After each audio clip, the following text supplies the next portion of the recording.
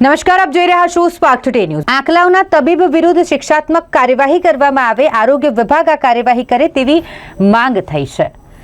શહેરમાં તાજેતરમાં જ ઓર્ગન ડોનેટ પર વાહવાહી મેળવતી આઈરિસ હોસ્પિટલમાં દર્દીના તબીબની બેદરકારીથી થયેલ મોત પર તંત્રની ચૂપકીદી કેમ છે તે એક સવાલ છે। ગત સપ્તાહે આંકલાવની હોસ્પિટલમાં તબીબની બેદરકારીના કારણે ગર્ભવતી મહિલાના મોત નીપજ્યું, જેના પર આરોગ્ય વિભાગ દ્વારા તબીબ વિરુદ્ધ શિક્ષાત્મક કાર્યવાહી કરવામાં આવી હતી। પરંતુ 2 દિવસ પહેલા તાજેતરમાં ધૂળેટી પર્વ પર ઓર્ગન ડોનેટ પર વાહવાહી મેળવતી શહેરની આઈરિસ હોસ્પિટલમાં દર્દીનું તબીબની બેદરકારીના કારણે મોત થયાના મુદ્દે તંત્રની શિક્ષાત્મક કાર્યવાહી કરવા પર ચૂપકીદી કેમ જેવા સવાલ ઉઠી રહ્યા છે। પ્રાપ્ત વિગતો અનુસાર શહેરના લાંભવેલ માર્ગ પર આવેલ અને ધૂળેટીના પર્વે બ્રેઇન ડેડના ઓર્ગન ડોનેટ પર વાહવાહી મેળવતી આઈરિસ હોસ્પિટલમાં કઠલાલના દર્દીને પાઇલ્સની તકલીફ ઊભી થતાં તેઓને 13 તારીખના રોજ દાખલ કરવામાં આવ્યા હતા। બીજા દિવસે સ્ટેપલર પિનવાળું ઓપરેશન કરવામાં આવ્યું, જે બાદ રજા આપવામાં આવી, પરંતુ ઘરે પહોંચ્યા બાદ પુનઃ તકલીફ શરૂ થઈ। 2 દિવસ બાદ દર્દીને આઈરિસ હોસ્પિટલમાં ફરીથી લાવવામાં આવ્યા,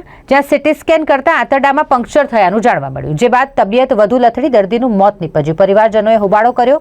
પોલીસે મૃતદેહને કરમસદ હોસ્પિટલમાં પોસ્ટમોર્ટમ માટે મોકલી આપ્યો। પેનલ ડોક્ટર દ્વારા મોતનું સાચું કારણ માટે વિસેરા લઈ ગાંધીનગર FSLમાં મોકલતા રિપોર્ટમાં દર્દીના આંતરડામાં પંક્ચરનું કારણ પરુનું ઇન્ફેક્શન સામે આવ્યું અને જેના કારણે મૃત્યુ થયાનો ઘટસ્ફોટ થયો। પોલીસ દ્વારા વધુ તપાસ હાથ ધરવામાં આવી, પરંતુ પરિવારજનો દ્વારા તબીબની બેદરકારીના કારણે મોત થયાના સંદેહ વ્યક્ત કરવામાં આવતા ગત સપ્તાહે આંકલાવની હોસ્પિટલ ખાતે ગર્ભવતી મહિલાના થયેલ મોત પર જે રીતે તબીબની બેદરકારી પર તંત્રએ શિક્ષાત્મક કાર્યવાહી કરી હતી, તો આઈરિસ હોસ્પિટલમાં બનેલ બનાવ પગલે કાર્યવાહી કરવા પર તંત્રએ કેમ ચૂપકીદી સાધી છે તે એક સવાલ ઉઠી રહ્યો છે।